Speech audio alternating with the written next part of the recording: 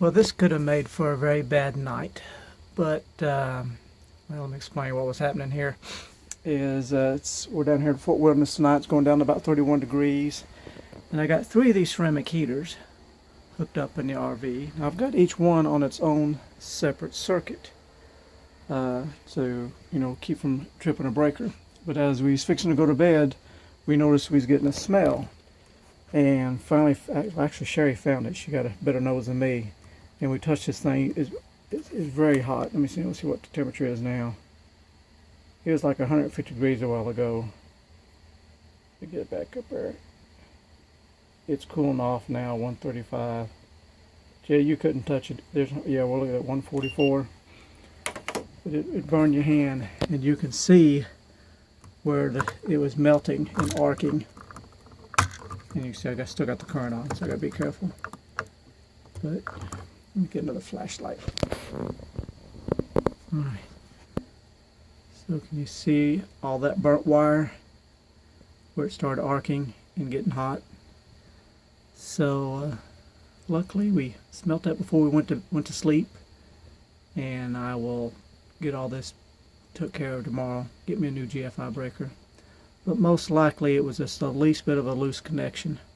So it started to arc and then started melting the wire. And that's why you always got to be careful running electric heaters, especially when you're sleeping. You start getting a loose connection or arc somewhere, and before you know it, you got a fire. So I'll get all this took care of, get it fixed. But good thing my wife has a sensitive nose.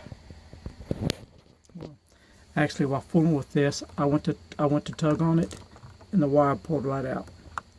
So that's why it was arcing. It wasn't even tight for some reason. So it got loose over the years. So it's probably a wise thing to go around and check these receptacles just to make sure they're all tight. So that'll probably be a project I'll get into a little bit later. Just to double check. Alrighty, cool. Well, okay, here's my fix for the night. So I've, because you can see where it's all melted, disconnected the GFI, got it out of the way, and I've just, because I look like I keep me some wire nuts and all kinds of fittings and stuff with me. So I've wired nutted these together, so I'll just bypass the receptacle. This way all my heaters will still work. And so I'm turning them back on here, and it could be a wise idea too, instead of running your ceramic heaters on high, maybe during the daytime, but maybe when you're sleeping at night, instead of running them on high, run them on low, and that way they're not pulling such a high amp draw.